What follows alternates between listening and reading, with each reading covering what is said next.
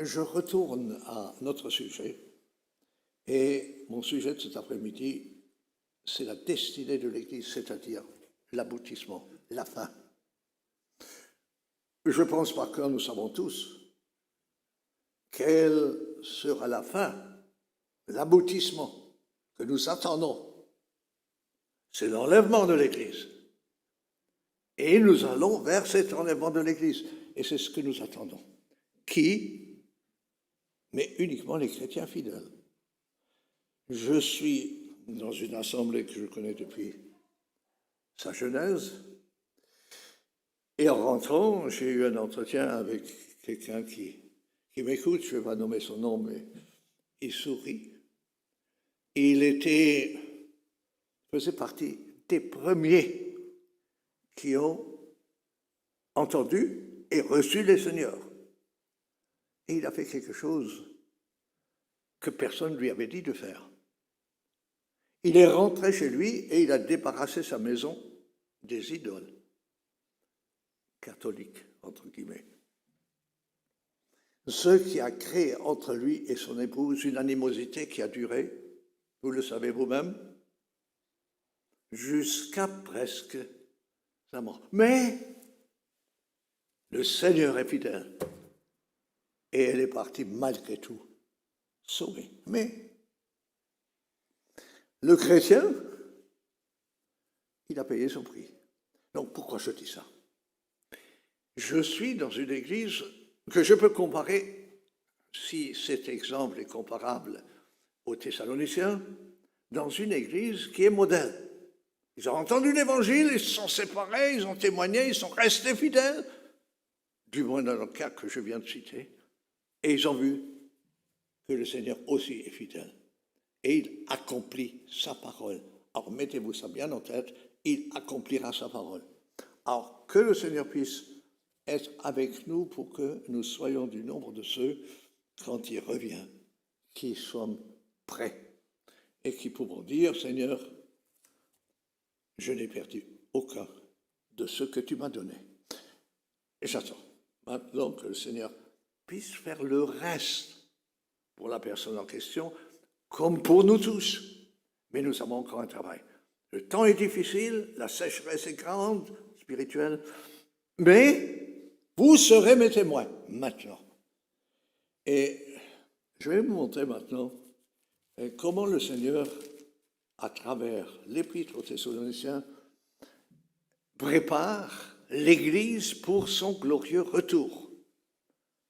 Ce que nous attendons tous, l'aboutissement de notre vie terrestre, aller à la rencontre du Seigneur, non pas en passant par le tombeau, mais en rencontrant le Seigneur dans les airs.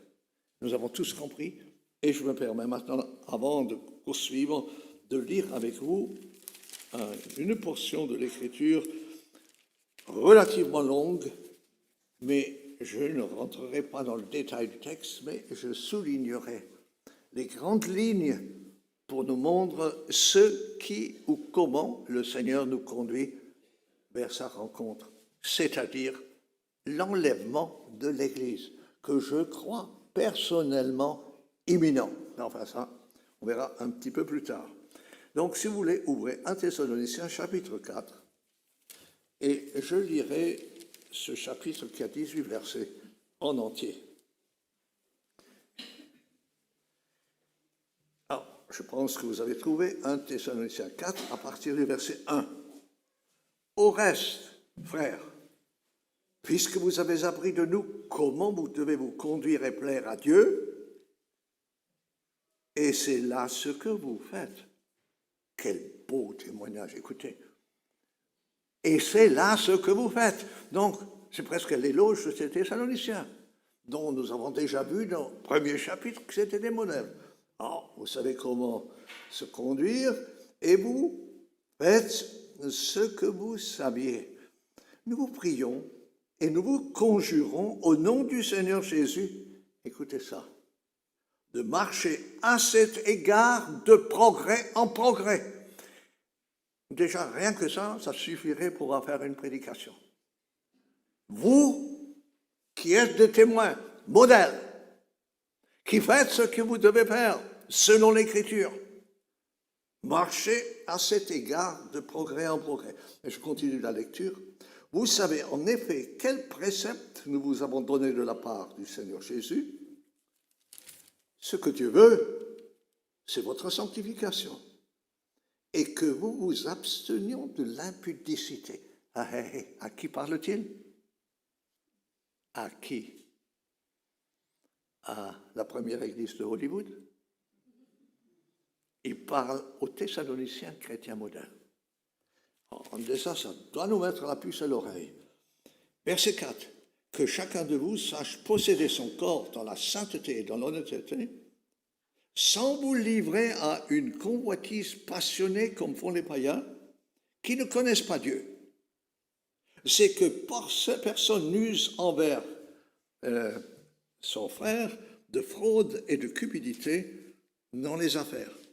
Parce que le Seigneur tire vengeance de toutes ces choses, comme nous vous l'avons dit et attesté. Car Dieu ne nous a pas appelés à l'impureté.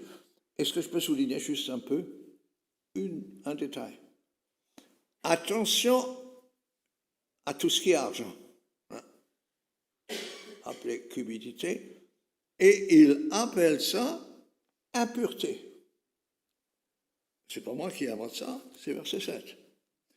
Que Dieu, qui nous a pas appelés à l'impureté, mais à la sanctification, celui donc qui rejette ses préceptes, ne rejette pas un homme, mais Dieu, qui vous a aussi donné son Saint-Esprit. Pour ce qui est de l'amour fraternel, vous n'avez pas besoin qu'on vous en écrive, car vous savez vous-même que Dieu vous a aimés les uns les autres, et c'est aussi ce que vous faites envers tous les frères de Macédoine, dans la Macédoine entière. Et c'est aussi ce que vous faites. Encore un témoignage d'excellence. Abondez toujours plus dans cet amour. Avant, il était question, pas d'abonder, mais il était question de marcher à cet égard de progrès en progrès. Donc, chrétien, fidèle, chrétien, biblique, orthodoxe, en avant courage. Donc, abondez de plus en plus dans cet amour et à mettre votre honneur à vivre tranquille, à vous occuper de vos propres affaires, à travailler de vos mains, comme nous l'avons recommandé, en sorte que vous vous conduisez honnêtement envers ceux du dehors et que vous n'ayez pas besoin de personne. Nous ne voulons pas, frères, que vous soyez dans l'ignorance au sujet de ceux qui dorment, afin que vous ne vous affligiez point comme les autres qui n'ont pas d'espérance. Car nous qui croyons que Christ est mort et qu'il est ressuscité, nous croyons aussi que Dieu ramènera par Jésus et avec lui ceux qui sont morts. Voici en effet ce que nous vous déclarons. D'après la parole du Seigneur, nous les vivons restés pour l'avènement du Seigneur, nous ne devancerons pas ceux qui sont morts. Car le Seigneur lui-même a un signal donné à la voix d'un archange, et au son de la trompette descend du ciel, et les morts en Christ ressusciteront premièrement. Ensuite, nous les vivants, qui serons restés, nous serons tous ensemble enlevés avec eux sur les nuées à la rencontre du Seigneur dans les airs. Ainsi, nous serons toujours avec le Seigneur. Consolez-vous les uns les autres par ces paroles. Je reviens tout à fait au début, aux premières phrases de ce chapitre. Au reste, frères, dans d'autres traductions, il est dit « en avant, frères ». Vorwärts oder weiter, langage allemand. Mais ici, il dit « au reste, frères », marchez à cet égard de progrès en progrès. En d'autres mots, vous, frères, et qui êtes fidèles, et qui faites ce que la Bible vous enseigne, marchez à cet égard de progrès en progrès. Ça veut dire quoi? c'est d'être en marche quand? Toujours. On ne peut jamais dire, ça y est, je suis arrivé à un palier où je sais, j'ai lu les meilleurs livres qui sont dans la librairie et j'ai lu la Bible X fois, je sais, non, non, non. Je sais une chose que je ne sais toujours pas, comme je devrais savoir. Et un exemple, si vous en voulez, un de quelqu'un d'exceptionnellement connu et spirituel, c'était l'apôtre Paul. A-t-il jamais dit, écoutez, moi, j'ai non seulement fait un master ou un docteur, ce n'est pas que j'ai déjà atteint le but, mais je cours, je veux le saisir, je ne l'ai pas encore atteint. Donc le chrétien est en mouvement et toujours et n'est jamais satisfait de l'état dans lequel il est maintenant, parce que ce n'est pas encore le but que j'ai déjà tout accompli. Marchez de l'avant. Faites. Qu'est-ce que ça signifie en clair? Nous sommes tous des chrétiens avec chacun sa vocation particulière et le Seigneur veut que nous accomplissions notre vocation et de ne pas nous lasser ou de nous fatiguer ou de nous arrêter. Marche, avance. Peu importe les circonstances dans lesquelles tu es. Et je vais vous donner un exemple de quelqu'un que je n'ai pas connu, mais dont je connais ses descendants spirituels, un homme indien qui s'appelait Sundar Singh. Et cet homme avait un cœur pour les perdus. C'était quelqu'un, un original. Il vivait comme Jésus, c'est pas d'exagération. Il était habillé avec juste une espèce de robe. D'ailleurs, les sadhus portent une espèce de revêtement, jaunâtre, et des sandales et pieds nus. Peu importe où il était, c'était avec cette garde-robe qu'il était en route. Il était venu en Europe, il a visité quelqu'un qui fut autrefois médecin dans son pays et qui avait entendu et qu'il avait rencontré en Inde parce qu'il était très connu à cause des miracles qu'il a vus sans arrêt. Mais je ne vais pas rentrer dans ces détails.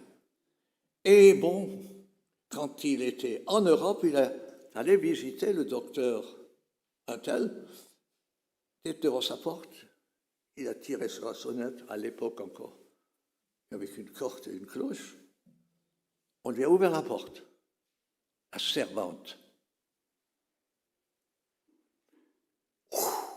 Elle a vu cet homme, bien sûr, au teint basané et au visage rayonnant.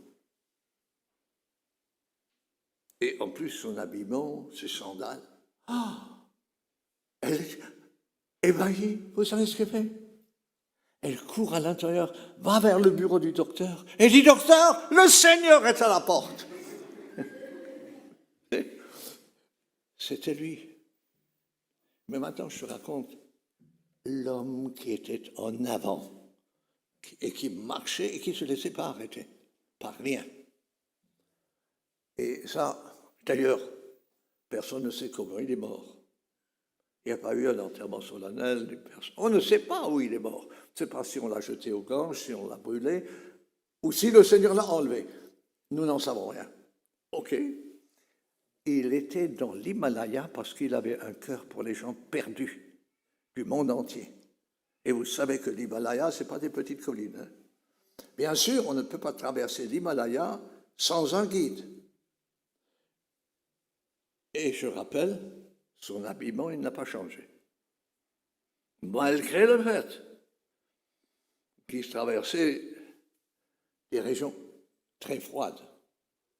Et comme il marchait avec son guide, sans guide, on ne peut pas être dans cette région, tout à coup, voilà un homme qui était au bord de ce sentier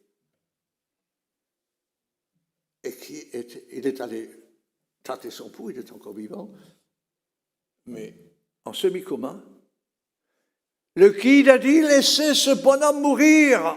Il faut vous sauver vous-même. Il faut avancer. On n'a pas le temps. Si on s'occupe de lui, on va mourir tous les trois. Il a dit, je suis là pour sauver les perdus. En voilà un autre que le Seigneur place devant mes pieds.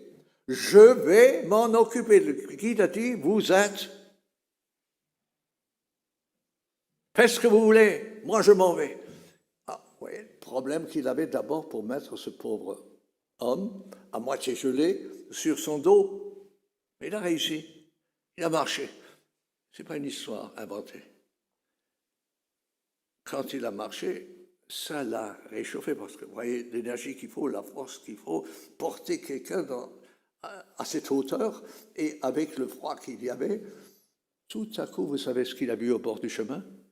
Le guide mort de froid. Il s'est sauvé en sauvant les autres. Ça, il faut comprendre, voilà. En avant, mes amis, nous sommes en route pour le salut de ceux qui sont perdus et nous ne nous laissons pas arrêter. Attention, c'est trop dangereux. Et il y a une loi, et il y a ceci, il y a cela. Non, en avant, jamais en arrière. Vous savez que c'est le chant que nous chantons très souvent de lui. En avant, mais pas en arrière. Mais que le Seigneur puisse nous montrer que c'est exactement ce qu'a dit Paul aux Thessaloniciens, marchez à cet égard de progrès en progrès. Livrez-vous vous-même et pensez au salut des autres. Et tant que ce n'est pas le cas, nous reviendrons dans l'Église, nous serons satisfaits, les cantiques sont beaux, et on est édifiés, on a entendu un bon message, d'accord, mais les perdus restent perdus. Et ça ne nous préoccupe pas, parce que c'est impossible. Qu'est-ce qui est impossible à Dieu? Vous pouvez me dire ce qui est impossible à Dieu? Rien. Tout est possible, c'est le petit livre que vous publiez, à celui qui croit. Et bien que le Seigneur nous donne la grâce de comprendre qu'il faut aller en avant. Oh, je vous raconte encore une petite histoire. Et ensuite, on regarde notre texte.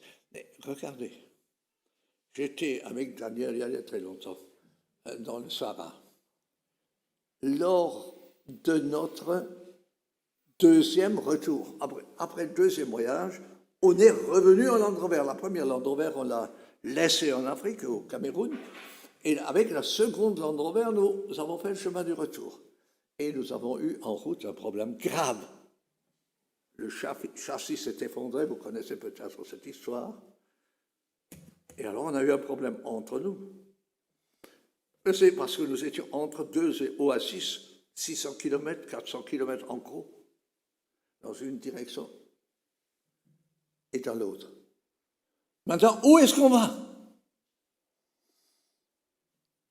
La ville la plus grande, enfin là où j'imaginais qu'on pourrait avoir le plus d'aide, c'est à Morasset. Je ne sais pas si vous connaissez ce nom, c'est en plein milieu du désert, déjà vers le Niger. Tout à coup, on s'est souvenu du cantique ou de la chanson de Sadhu Sundar Singh. Pas de marche arrière. En avant. Bon, finalement, on s'est décidé, on a rafistolé, enfin, on a raconté une longue histoire, la voiture comme on pouvait, et on a fait marche avant. Et on est arrivé jusqu'à l'oasis El Goléa, si vous connaissez le Sahara, et on a trouvé un soudeur là-bas qui a soudé notre châssis tel qu'il était. Donc il est resté en V, si vous voulez, mais ils tenaient de nouveau ensemble. Et nous sommes rentrés jusqu'à chez nous, jusqu'ici, avec cette voiture, en avant. Attention, les dirigeants, oui, mais... Et alors, on discute, mais qu'est-ce qui est le meilleur? Le meilleur, c'est d'aller en avant. Si le Seigneur nous a donné un ministère, il nous a donné un ministère, non pas que nous marchions en avant avec la vitesse de la marche en arrière. En avant. Eh bien, par la grâce de Dieu, ces Romains, ces Thessaloniciens ont marché en avant. Et il leur dit, vous savez quel précepte nous vous avons donné de la part de Dieu? ce que Dieu veut, c'est votre sanctification. Alors, dans ce contexte, qu'est-ce que ça veut dire, cette phrase-là? Ce que Dieu, c'est votre sanctification. Alors, comment tu vas faire cette sanctification? Mais en obéissant et en avançant. C'est aussi simple que ça. En avançant à faire quoi? Je ne dis pas des kilomètres, comme c'est mon cas ce soir, etc. Non, pas des kilomètres. Mais en avant dans le but de sauver des âmes. Nous sommes en route pour aucune autre raison que celle-ci. Bien sûr, pour glorifier le Seigneur, je peux envoyer d'autres termes, mais littéralement, nous avons une responsabilité pour nos contemporains qui ne connaissent pas l'Évangile et qui auraient besoin de l'entendre. Alors, nous nous donnons à ceci. Et le Seigneur nous dit maintenant, je vous ai donné des préceptes, et il dit, c'est que vous vous absteniez de l'impudicité. C'est un terme très fort. Hein. Je ne sais pas quel pourrait être un terme qui dirait à peu près la même chose, mais c'est l'impureté, c'est... Ouais, ça va vers la sexualité, etc. Et Dieu veut votre... Si tu fais machine arrière, si tu n'avances pas, il y a de très grandes chances que tu vas tomber dans ce que la Bible appelle ici l'impudicité. Parce que sur quel chemin sommes-nous protégés par la grâce du Seigneur? Avec l'assurance que rien, ni les choses présentes, ni les choses futures, rien ne peut jamais me séparer de l'amour de Dieu. En marche arrière ou en marche avant? Eh oui, c'est évident. Alors, celui qui n'obéit pas et qui pense qu'on ne peut pas faire autrement, c'est notre époque, c'est notre génération, c'est notre gouvernement, c'est tout ce que vous voulez. Non, on marche selon le conseil du Seigneur. Et puis vient au verset 4, un autre aspect du même précepte, c'est que chacun de vous sache posséder son corps dans la sainteté et dans l'honnêteté, sans vous livrer à une convoitise passionnée comme font les païens qui ne connaissent pas Dieu. Écoutez, dans la Bible anglaise et allemande que je lis fréquemment, presque plus fréquemment qu'en français, mais il est question des relations sexuelles à l'intérieur du mariage, pas à l'extérieur. À l'intérieur, il n'est pas question de prostituée que tu payes, mais à l'intérieur, que chacun de vous sache posséder son corps. Oh. Vous savez pourquoi en Afrique, d'une manière générale, au moins autrefois, il y avait la polygamie. Mais très simplement, quand une femme était enceinte, il fallait bien qu'il vive. Je ne vais pas faire des... Non, il n'y a pas beaucoup d'enfants qui sont parmi nous, mais enfin, vous avez compris.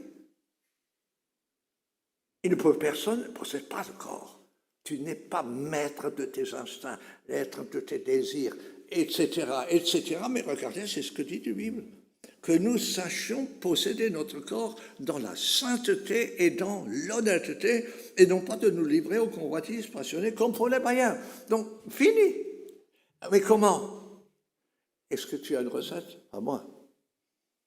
La seule, c'est de vivre dans la sainteté. Et vivre dans la sainteté, c'est être en train de faire ce que le Seigneur Jésus m'a demandé de faire. Et dans la mesure que je fais ce qu'il me demande de faire, il me garde.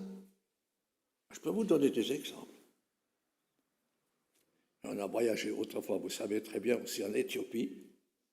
Et là, ce pays, plus moi à l'époque, c'est pas aujourd'hui, était rempli d'impudicité de toute espèce. Mais nous dormions quelque part où tout à coup nous avions eu des visites. J'ai dit dehors et avec autorité. Sinon, mais si tu laisses aller. Vous allez dire, mais un homme c'est un homme. Oui, d'accord, un homme c'est un homme. Irrégénéré ou régénéré. Il a soit la force et la puissance du Seigneur de vivre. Comment? En possédant son corps et ne pas se laisser dominer par ses instincts. Eh bien, que le Seigneur nous montre, ça c'est le chemin C'est pour ça que je lis ce texte. C'est le chemin pour l'enlèvement, puisque la fin de notre texte nous parle de l'enlèvement. Donc, attention, et ne voyons pas surtout l'impudicité, l'impureté et toutes ces choses-là, l'immoralité, partout ailleurs, dans la publicité, dans les films, etc. Or, si vous racontez ce qui se passe dans les ménages chrétiens, je vous donne un exemple de la semaine dernière. Et voilà quelqu'un qui vient, me dit, ben écoute, mon mari, il regarde des films porno. Ok. Pire, il veut que sa femme corresponde à ce qu'il a vu et participe exactement. Vous avez compris? Mais comment faire? Et ça, à l'intérieur des gens qui se disent chrétiens. Alors, attention, nous devons marcher avec le Seigneur comme il l'a dit. La deuxième chose, parce que je ne vais pas m'étendre plus, mais c'est un sujet très grave. Notre monde est rempli d'impureté de toute espèce et c'est à nous d'avoir la force de dominer tous ces instincts, tous ces désirs. Comment? Eh bien, par la puissance que le Seigneur a mis en nous, et c'est ça le chrétien. Il devient intouchable. Pourquoi? Celui qui veille et qui nous garde est avec nous. Alors si je comprends ça, je comprends aussi la suite. Après, il est question de cupidité. Que personne n'use envers son frère de fraude ou de cupidité dans les affaires, etc.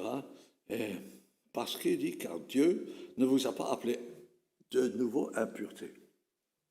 Donc l'amour de l'argent, la cupidité est l'équivalent de l'impureté. Exactement la même chose que ce qu'on vient de voir. Et donc, vous allez dire, nous n'avons rien à faire avec ça. J'étais autrefois en voyage avec Ernst, que, en tout cas Daniel connaissait. Et moi, j'étais tout jeune. Lui, il faisait principalement ce qu'on appelle la cure d'âme. Et nous étions appelés, lui, n'était pas moi, moi j'étais le chauffeur, appelés quelque part. Oh, que c'est bien, c'est formidable, nous sommes chrétiens, chez nous tout marche très bien. Oh, il a dit, ça c'est formidable. Vous avez déjà fait le partage? C'est la question qu'il lui a posée. Partage de l'héritage. Et non, allez, faites ça d'abord et puis on verra si tout est très bien. Attention, la cupidité, l'argent, c'est un démon terrible et qui casse tout, partout. Et bon, le Seigneur nous dit qu'il faut faire attention à ces choses-là et ne pas nous laisser prendre, car Dieu ne nous a pas appelés à l'impureté, mais à la sanctification. Encore une fois ce terme, sanctification. Donc la sanctification, c'est quoi en clair? L'Épître aux Hébreux nous donne une bonne réponse.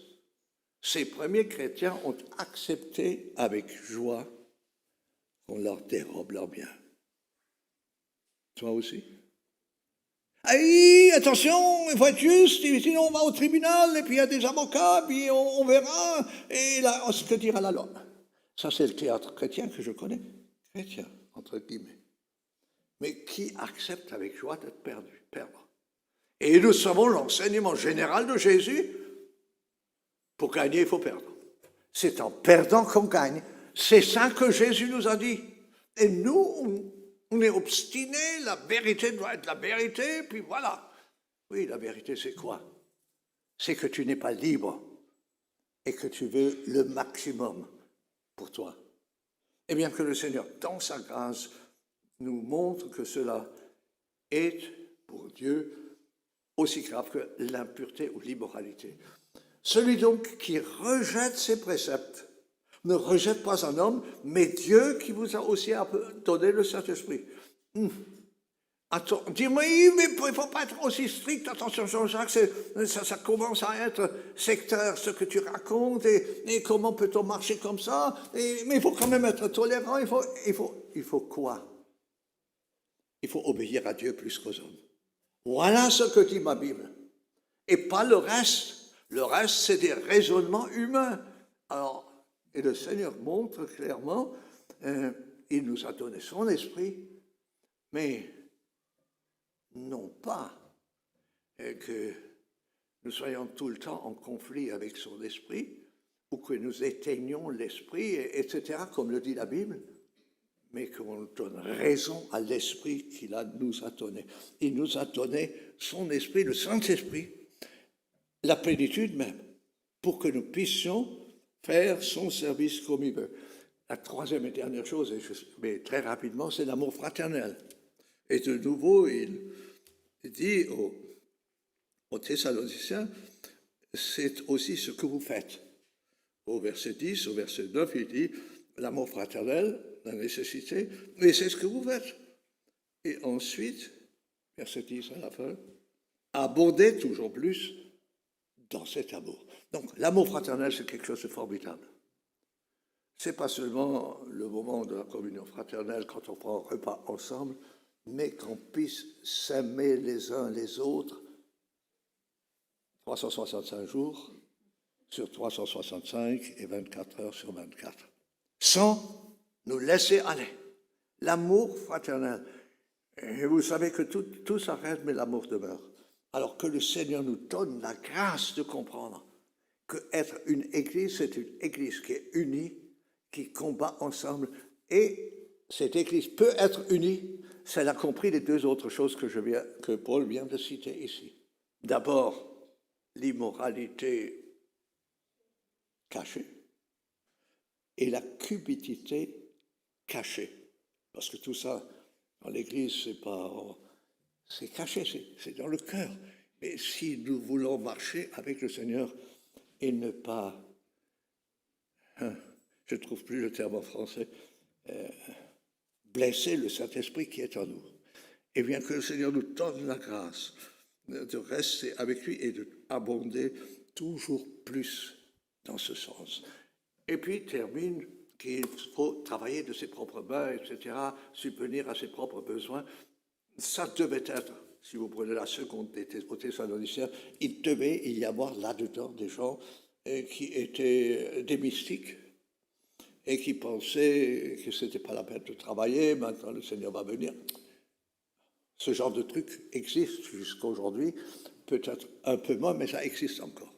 Donc ici, leur montre, travaillez de vos propres mains et vivez une vie paisible et tranquille, et de telle manière que vous n'ayez besoin de personne. Écoutez, ce n'est pas moi qui dis ça. C'est un précepte que l'apôtre Paul donne juste avant de montrer que l'enlèvement de l'Église, ça c'est des préliminaires que cette vie soit ainsi. Là, je connais beaucoup de gens, mais la majorité des gens ici, en Europe surtout, mais dans le monde entier maintenant, tout le monde peut faire des études et on fait des études partout. Bac plus 4, c'est un minimum. Je ne sais pas si vous avez des enfants, etc., mais qu'est-ce que vous ambitionnez pour eux? Le doctorat? Ou le master? Ou quoi? Ou qui travaillent de leurs mains? Et qui deviennent mécaniciens, qui deviennent charpentiers, qui deviennent maçons, qui veut faire ça? Alors je crois qu'il y a de la graine à prendre, même dans ce texte, pour notre temps. Et être d'accord de travailler avec nos mains. Et alors je ne me compromets pas avec toutes sortes de choses pour avancer. Tu es ingénieur, alors tu es déjà quelque chose de beaucoup mieux parce que tu es ingénieur. Écoutez mes amis, le Seigneur ne nous a pas enseigné ça. Il nous dit, je répète, à travailler de vos mains comme nous l'avons recommandé. Bien sûr, c'était autrefois. Il faut se reporter 2000 ans en arrière. Mais est-ce que ça a changé aujourd'hui? Essaye voir de trouver de la main-d'œuvre. Il y en a pas. Ah, de chômeurs, il y en a, mais pas de main-d'œuvre. Non, tu n'en trouves pas. Mais écoutez, textuellement, c'est ce que nous avons là. Ah, écoutez, que le Seigneur vous donne la grâce, je ne veux pas être plus explicite, encore moins de vous donner des conseils ou des commandements autres que ce qui est écrit ici. Alors, je viens au principal, à mon avis, c'est l'enlèvement. Et là, je ne vais pas non plus entrer dans le détail, mais d'abord, il commence par dire à ces Thessaloniciens et certainement ils avaient entre eux des questions. Mais ceux qui meurent et nous qui sommes vivants, où sont-ils maintenant? C'est la question qu'ils ont dû se poser. Ne soyez pas de l'ignorance au sujet de ceux qui tombent, afin que vous ne vous affligez pas comme ceux du dehors. Car nous croyons que Christ est mort et qu'il est ressuscité. Nous croyons aussi que Dieu ramènera par Jésus ceux qui sont morts. Voici en effet ce que nous vous déclarons. D'après la parole du Seigneur, nous les vivants, restez pour l'avènement du Seigneur, nous ne devancerons pas ceux qui sont morts. Écoutez, tous nos frères anciens, je ne peux pas le nommer, parmi, en tout cas, ceux de France et des autres régions que je connais, ont été calomniés. Mais tous ces gens-là ont prêché le retour de Jésus. Voilà, fait 30 ans qu'ils sont morts et il n'y a pas de Jésus qui est revenu. Vous avez déjà entendu parler de ça? Mais c'est monnaie courante. Et ici, il nous explique, ceux qui sont morts en Christ, eh bien, n'auront pas de retard par rapport à ceux qui, à ce moment-là, vivront. Car les morts en Christ ressusciteront premièrement. Donc, quand ils vont parler de X et de Y, je ne vais pas nommer de nom, et en disant, mais il a exagéré, il a parlé du retour, et je parle à quelqu'un qui a intitulé son journal L'appel de minuit. Oh, qu'est-ce que c'est que cette histoire? Il a raconté, il a dit des choses qui ne se sont jamais accomplies. Écoutez, c'est de la folie. Les morts en Christ ressusciteront d'abord, ensuite, nous les vivants. Mais il faut être mort en Christ. Mort avec un seul but dans la tête, c'est atteindre Jésus-Christ, le connaître face à face, être prêt quand la trompette sonnera, etc. Et quand ils vivent comme ça, et ceux-là qui ont ainsi marché, eh bien, ils ont aussi toujours été dans l'attente imminente du retour du Seigneur. C'est d'ailleurs ce que Paul dit à ces Thessaloniciens dans le premier chapitre que je citais ce matin, où il a dit « Dieu vivant et vrai, pour servir Dieu vivant et vrai, et pour attendre de son Fils. » Nous attendons le retour de Jésus. Plus que le soleil de demain matin. Attention, quand l'attente du Seigneur, quand je ne l'attends pas, si je ne suis plus en train de dire, il peut venir aujourd'hui, il peut venir demain, il peut venir à n'importe quelle occasion, suis-je prêt? Je pose des questions. Mais certains de ces frères, ces hommes qui nous ont devancés, étaient des hommes avec leur fragilité, leur humanité et donc aussi leur côté qui n'était pas aussi glorieux que ça, mais ils ont attendu. Si nous n'attendons pas le retour.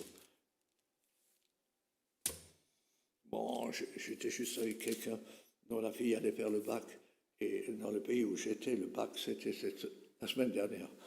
Donc, évidemment, quand tu fais le bac, il faut faire le bac, et que alors une gamine de 18 ans se fait un peu des soucis pour son bac.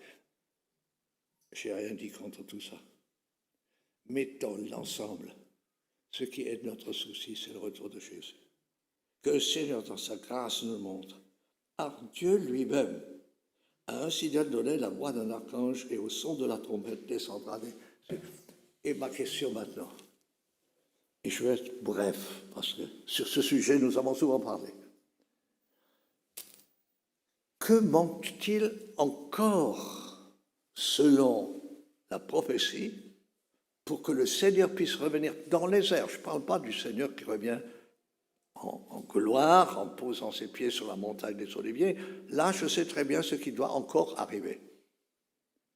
2/3 de la population du monde va passer par le jugement. Ce n'est pas moi qui dis ça. Lisez votre Bible, vous allez voir. Mais nous qui attendons son retour, qui ne croyons pas que le Seigneur a sauvé son Église et la prépare pour le jugement, mais la prépare pour la gloire. Donc nous attendons le retour du Seigneur. Je ne suis pas après ou post, rien de tout ça, je ne vais pas rentrer dans cette forme de discussion, mais Qui que nous soyons, nous attendons le retour du Seigneur, parce qu'il est éminent et peut venir à n'importe quel instant. Donc, nous marchons avec lui. Et puis, quel signe devons-nous encore voir avant qu'il revienne? Est-ce que j'ose dire aucun? D'ailleurs, il n'y aura rien à voir. Mais il y a 3 choses qu'il faut savoir entendre. Une, je cite, le signal donné, la voix de l'archange et la trompette de Dieu. Les 3, c'est pour l'oreille. Tu entends. Mais si tu n'entends pas, si tu es sourd, si ta tête est remplie et bourrée de je ne sais pas quel autre projet, et projet pour les vacances, projet pour X, projet pour cela, etc., etc., mais nous attendons pour entendre le signal, la voix et la trompette de Dieu. Et alors les morts en Christ ressusciteront, premièrement, ensuite nous les vivons, ensemble sur la nuée. Je ne veux pas vous l'expliquer. Vous êtes depuis longtemps chrétien. Vous devez savoir que le Seigneur va revenir pour les siens, pour toi, pour moi, pour autant que je suis obéissant à ce que je viens de dire, ce que vient de dire l'Écriture et non pas ce que moi je viens de dire, mais il viendra pour nous enlever, pour aller avec lui. Alors je me réjouis et je vis dans l'attente de ce Seigneur, parce qu'il viendra. Et savez-vous que notre Seigneur se donne la peine de se déplacer pour venir à notre rencontre? Vous avez vu ça? Il descendra et nous rencontrera dans les airs. Et nous le verrons là. Eh bien, que le Seigneur vous ouvre les yeux et vous donne de pouvoir comprendre cérébralement, mais de comprendre spirituellement, pour que la paix de Dieu, la joie du Saint-Esprit, la joie du salut, que nous puissions chanter avec force. Alléluia, il vient bientôt. Je l'attends. Eh bien, notre texte se termine avec une phrase. Consolez-vous donc les uns les autres par ces paroles. Donc moi, je suis convaincu que si moi et toi, nous avons besoin de cette consolation pour quand le Seigneur Jésus vient, je ne serai pas en retard. Alors si je reviens encore une fois, c'est 10 vierges et le frère qui a parlé avant moi les a cités. Quelle était la différence entre les 10, entre les 5 premières et les 5 dernières? Quelle est la différence? Y avait-il une différence? Pas visible. Intérieur. Parce que je ne peux pas voir à l'intérieur. En tout cas, tu n'as pas devant ta cravate une chose où je vois jusqu'à quel point tu es rempli du Saint-Esprit. Mais pas non plus. Toi, tu ne peux pas le voir chez moi non plus. Mais comment tu peux voir si nous sommes, oui ou non, remplis du Saint-Esprit? Et la Bible dit clairement, soyez, quoi? Remplis du Saint-Esprit. Bien sûr qu'on a besoin du baptême du Saint-Esprit. Sans baptême du Saint-Esprit, nous ne serions pas chrétiens. Mais ceux qui sont baptisés par l'Esprit doivent être remplis et continuellement remplis de cet Esprit. Et si nous ne faisons pas, si nous ne prenons pas ça un peu à la légère et que nous ne respectons pas ces préceptes, termes de Paul, là, eh bien, nous allons faire non seulement une erreur, mais une faute fatale. Ce sera terrible. Le Seigneur a dit à celles qui croyaient qu'elles pouvaient se débrouiller, aussi autrement, je ne vous connais pas. Chrétiens, vous avez des lampes qui brûlaient, et ils attendaient le retour. Ils allaient à la rencontre du Seigneur. Lisez le texte, Matthieu 25. Et pourtant, Jésus dit, je ne vous connais pas. Pourquoi? Quelle est la différence? On ne peut pas servir deux maîtres. C'est la réponse que le Seigneur a donnée. Tu ne peux pas attendre le Seigneur et en même temps attendre le gros lot, ou je ne sais pas, un avancement quelconque. J'ai un ami, par hasard aussi un Africain, que je considère un homme excessif, extrêmement intelligent. Mais il a un souci, c'est que dans l'affaire où il travaille, et c'est une société mondiale, on ne reconnaît pas à sa juste valeur ses capacités et ses connaissances. Et il court partout parce qu'il n'est pas satisfait. Est-ce qu'il est au pain sec? Pensez-vous. Il a bac plus 12. On va vous raconter tout ce qu'il a fait comme diplôme. Mais est-ce que nous attendons le retour du Seigneur? Je lui ai dit, quelle est ta vocation? Tu veux devenir encore plus grand? Ou est-ce que tu es là pour servir le Seigneur? Que le Seigneur vous donne la grâce et que nous puissions tous comprendre ce que cela veut dire. Que Dieu vous bénisse. Ça m'a fait plaisir d'être un peu avec vous de nouveau. Que Dieu vous bénisse. Amen. Prions encore ensemble. Seigneur, c'est du fond du cœur que nous te remercions pour ta grâce et tes bienfaits. Et surtout, Seigneur, nous voyons si facilement les difficultés chez autrui ou la paille dans l'œil du prochain, sans nous apercevoir de la poutre qui est dans notre propre œil. Seigneur, permets que nos yeux s'ouvrent pour qu'on puisse te voir, mais mieux, que nous recevions une pleine compréhension de ce qui est ton plan, ta volonté, pour nous en tant qu'individus, pour nous en tant que groupement, que Église. Seigneur, nous nous remettons entre tes mains. Et je te prie maintenant pour tous les nôtres, et particulièrement ceux qui sont dans le deuil. Nous remettons tous les autres qui dans ce monde sont dans la souffrance. Pose tes bonnes mains sur eux et permets qu'ils puissent être dans la paix et dans la joie. Nous remettons tout entre tes mains. Nous te bénissons et nous te louons ensemble. Maintenant, Seigneur, pour cette possibilité que nous avions d'être ensemble cet après-midi ou aujourd'hui, nous te remercions de tout cœur et te demandons de diriger tout pour la gloire et l'avancement de ton règne. Nous nous livrons sur ton autel au nom de Jésus. Amen.